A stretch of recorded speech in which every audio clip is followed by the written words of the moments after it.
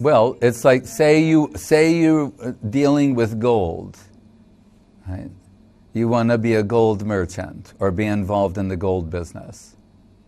And so you could rephrase your question, well, I don't want to insult any of the people who come presenting what they have. They think it's gold. I don't want to hurt anybody's feelings. Right? Listen, it will mean you will have to become acquainted with identifying what is gold and all of its levels. And if you can't, then you can only work under the direction of someone who does, who has that knowledge. Right? So there's a way of determining what is 24 karat gold, what is 22, 18, 14, 12, what's gold plate, gold wash, gold leaf, what's imitation gold. So just as you say, well, I don't want to insult any of the customers. And say, yeah, all right, there's a tactful way to explain to them. We have a process by which we can determine whether or not this is real gold or not. And this is not a fantasy. I've done this in India before. You go to a goldsmith, and what do? They take the gold and they burn it under a lamp, and it's covered in black soot. They wipe it off, and that's what a so-called touchstone is, and you scrape it against that, and there's a way of determining what its actual value is. So, without becoming acquainted with what it is and the means of understanding and verifying what this substance is, then one is not in a position to represent it or to make determinations with others in either direction, good or bad. Right?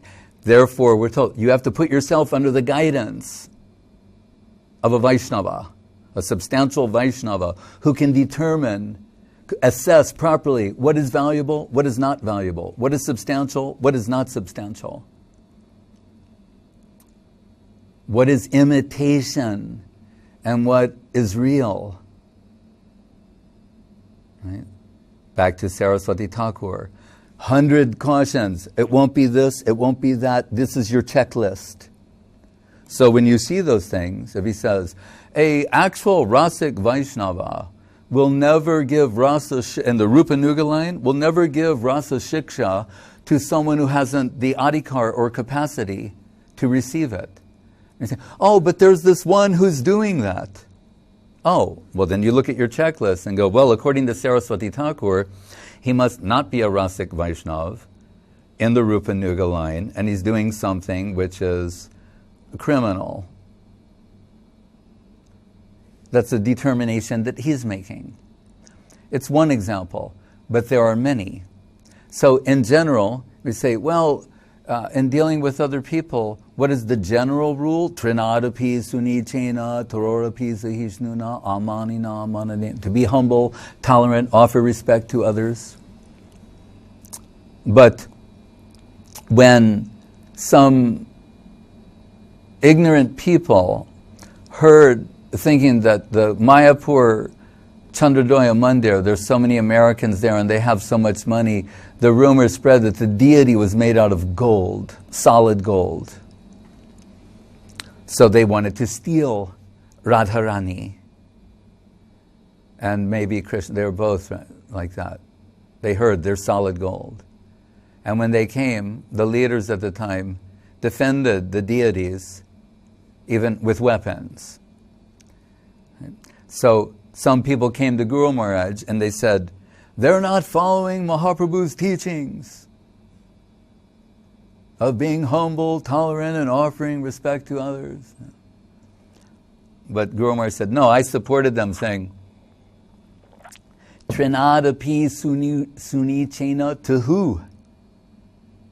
He said, you've come to molest the deity and the Vaishnava, and then I will practice humility? He said, no, with full force, I will defend the deity, the Vaishnava. So, again, there's a famous thing, Acharyavan Purusho Veda. One who's in connection with an Acharya knows what is what. Otherwise, if we lack discerning ability, discriminating ability, or are not in connection with someone who has such ability, then we'll be likely to misjudge, misread. So then it would be better for us to just be generally respectful and not make such determinations. But as once, after being asked so many questions, Srila Guru Maharaj turned to the group of devotees and said, "Can I ask you a question?" They're like, "Sure." And he said, "What is Krishna consciousness?" And one person said, "It's what Prabhupada taught us." That was a good answer. And then someone else said, "Bhakti." And Guru Maharaj at one point said, "Did he say anything about Krishna?" Little teasing. And then Guru Maharaj just stopped the whole thing and he said, "It is reality. It's reality." And he said, "And it's in your interest to become acquainted with that reality." So we're back to this point. How do you determine what is actual gold? And Thailand's famous for the Nilamani, the blue sapphire. Right? But you could go to a place, if you go to a jeweler, they could show you a palm full of blue sapphires, 100 of them. And let's just say they do, for example. One of them's worth $35,000. One of them's worth $3,500. One of them's worth $350, and one of them's worth $35. Which is which? So someone will say, and rightfully from their perspective, "Well, they all look nice to me." That's not untrue. That's true. They all look nice.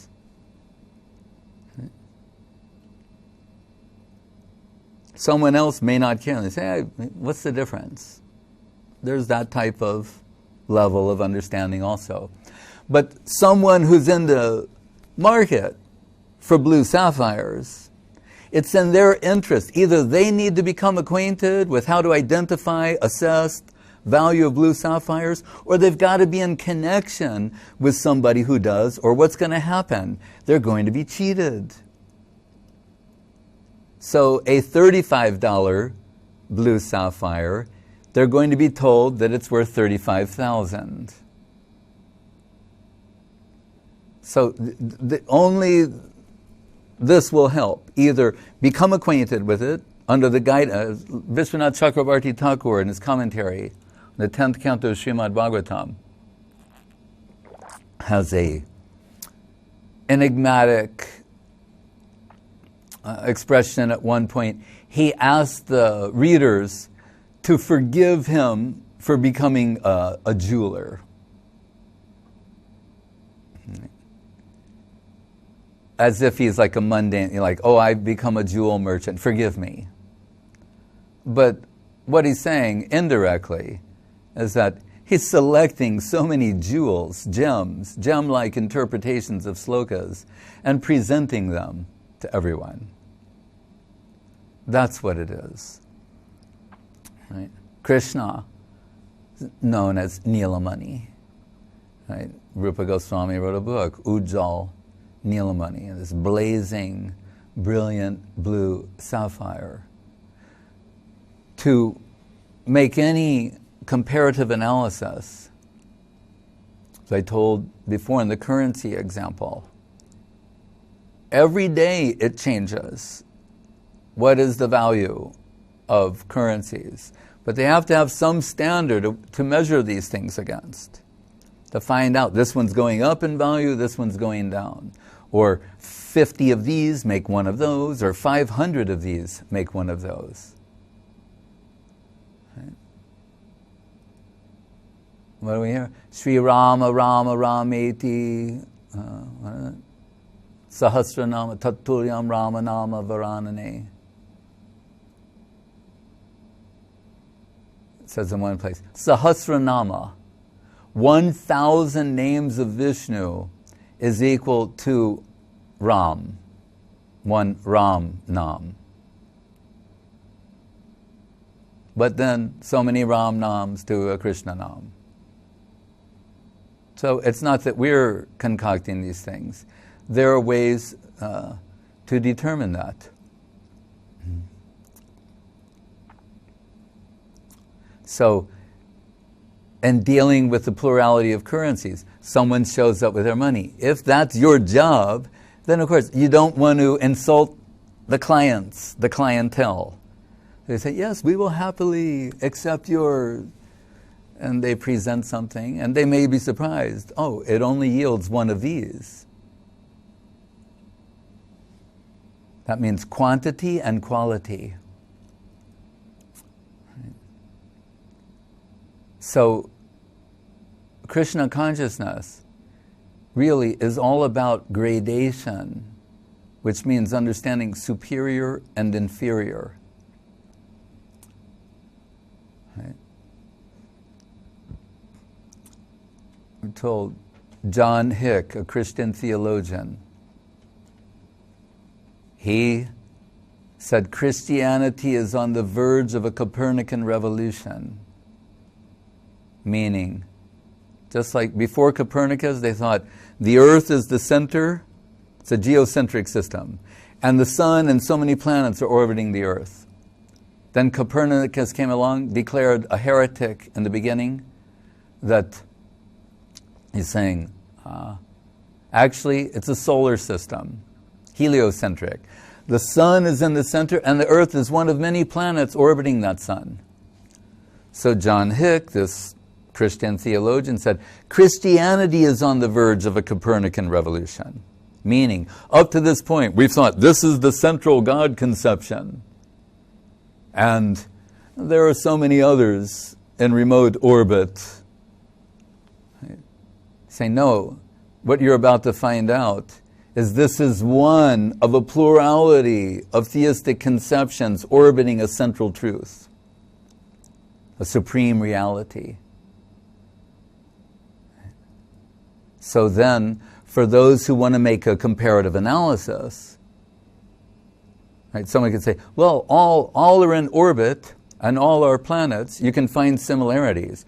But if someone wants to start finding a gradation, then they'll have to become acquainted with the central conception, and then see how it's reflected into the satellites.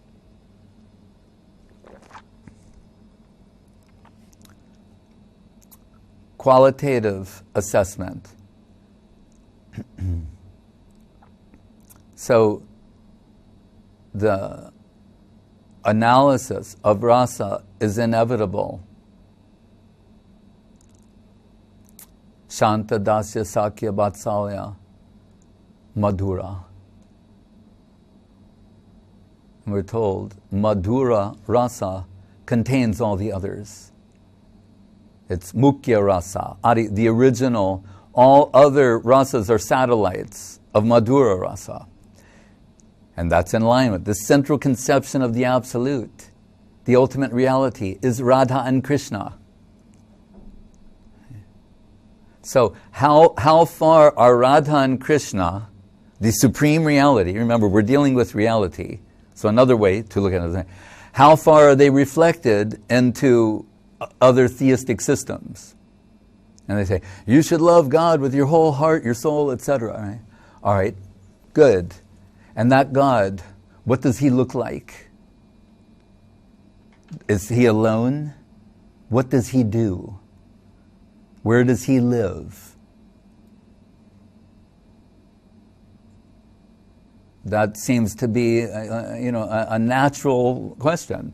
This God that we should love with our whole heart and soul and everything, do you have a picture of him? Show me what he looks like. If I said, there's this girl, and you're going to love them with your whole heart and soul, and the first thing you go, can I see him? Well, no.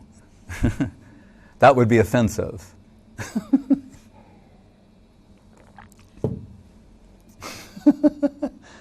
I mean, it's common sense. Why do you think? Why is it called Facebook?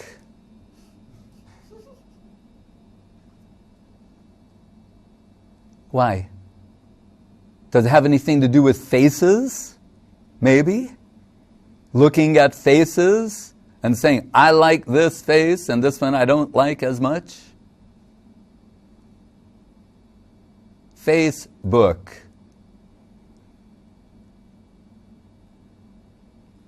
So people, they want a social network with God, but no pictures. Why? Why are they afraid? Is God married? Does he have a girlfriend? Is he in a relationship? Relationship status. Complicated.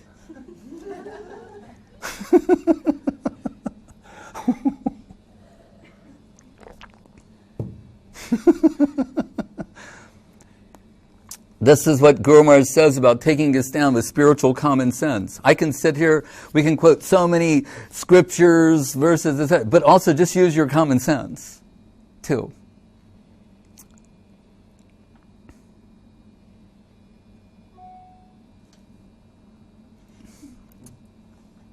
There's another like her as we speak. Prabhupada, the Krishna book is so beautiful. And the lady artist, Devahuti, she made that painting. Still a very beautiful painting of Radha and Krishna. And what was Prabhupada saying in the beginning? This very time he says, when people see a book, he's trying to really make it simple for people. So what's he called the book? Krishna. The Krishna book. And what did he say in the beginning? When people see a book like Krishna, and with the cover, he said, they immediately ask, who is Krishna? And who is the girl with Krishna? If you can answer those two questions, you can understand the supreme reality. And any other type of reality. And then you can learn how to measure this reality against that one. You see how relationship-driven we are in this world. Learn from it. It must be there in the original. Once when one of Gurudev's servitors did something wrong, Gurudev's sense of humor and also some statements he makes that are a little like, whoa, like outrage. He said, if Krishna is like that, then what to speak of us?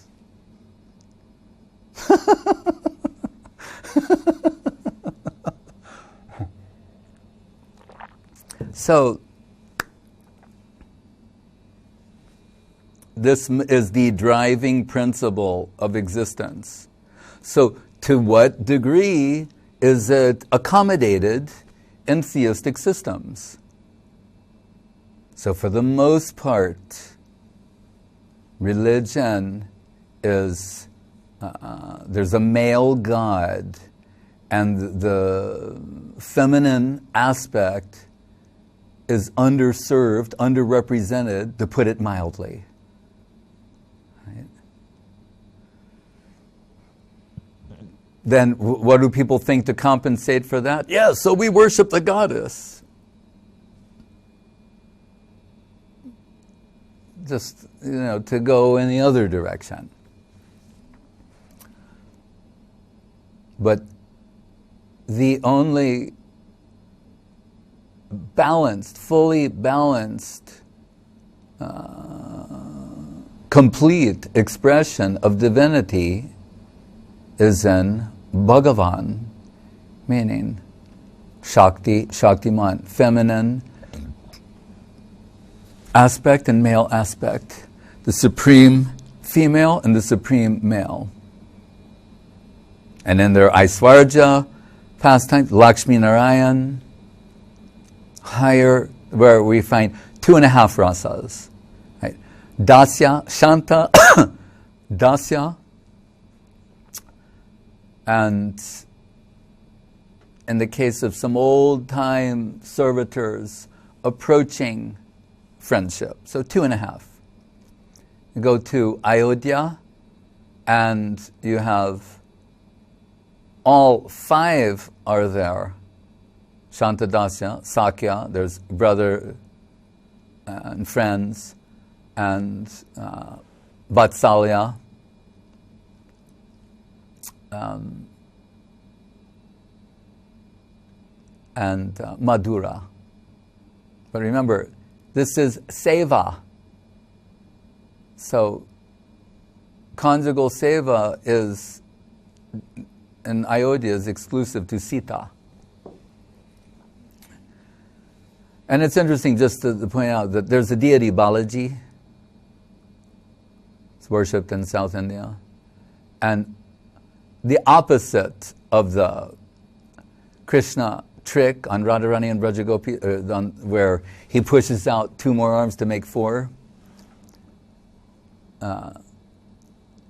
Balaji is doing, he has four, he's trying to keep the two. But Guru Maharaj laughed and said, but there are no youngsters in Vaikuntha. Anyway, in Ayodhya, so much so that conjugal seva restricted to Sita, that in her absence, after she's banished to Valmiki's ashram, Ramachandra must perform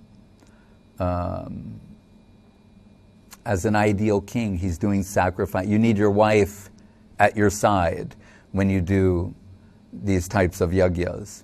So, yagya sitas were commissioned, murtis of Sita. And to give us some hint of the beauty of Ramachandra, the yagya sitas became animate, and they expressed erotic sentiments towards Ramachandra. And they were told that your desires will be fulfilled when I come as Krishna and Krishna Lila. But this is beyond the purview of Ayodhya and Ram Lila. As also the Dandakaranya rishis. They didn't openly express, but felt some particular thing in their hearts. They were, it was indicated to them that also their desires will be fulfilled in Krishna Lila. So, only Krishna Lila is ultimately all accommodating. The highest expression, the full spectral range of all possible loving expression. So including Parakiya Bhav, which is the predominating sentiment, divine sentiment of Goloka Vrindavan. Expressed in Radharani and Brajagopis as Paramor love. But, as Gurudev and Guru Maharaj have pointed out, from Yashoda, how is Parakiya Bhav expressed there? When she hears rumors that Krishna is not her son. She hears rumors that Krishna is the son of Devaki and Vasudeva. Or cowherd boys, they say, people say Gopal is not one of us. What? Our Gopal? Yes. They're saying he's a god descended, or maybe God himself. Gopal? Yes, Gopal. So that's how it's realized with the cowherd boys and Vatsalya Rasa. It has more extensive position. Brindaranyam Swapada Ramanam Pravishad Gita Kirti. Goloka. At the touch of the lotus feet of Krishna, the earth, which we generally take to be in Shantarasa, is shivering in conjugal ecstasy. So, what is not possible in that plane? So again, Srila Saraswati Thakur, he's thinking, somehow bring people in connection with this, and they'll become transformed but they'll become transformed, coming in touch with the actual substance. That we have to understand properly. Not that we do some wild, adulterated, bring people in touch with that. That will not transform them. Pujala Ragapat Gaurava Bange, Matala Sarujana Bishairange. The reason Gurudev asked Guru Maharaj's permission to change this line is Vishaya. In Bengali, it means, it can be understood to mean something mundane. But Guru Maharaj selected the English word bait. Like use bait to catch a fish. So he's saying the Bishairange means some bait is used. So Sanyal, Professor Sanyal writes a book called The Erotic Principle and Unalloyed Devotion. So people think, oh, I'm interested in erotic principle, let me read this book. And then they go, oh, it's not exactly what they were thinking, what they had in mind. But he's using erotic principle to bring them in and bring them in touch with this substance. He's not in that book talking about different types of erotic things or mundane eroticism, but just in the title, his baiting.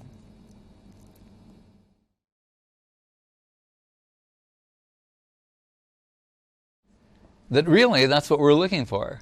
We're looking for that person who, upon connecting with, you realize, this is my eternal connection. I have always and only been in love with this person. But we're thinking it's someone in this world, when actually it's the absolute person. And only the absolute person is capable of reciprocating that type of connection amazingly, astonishingly, with everyone. That one can reciprocate every atom of the heart's hankering of every living being simultaneously. That's the absolute. And the absolute cannot be anything less than that.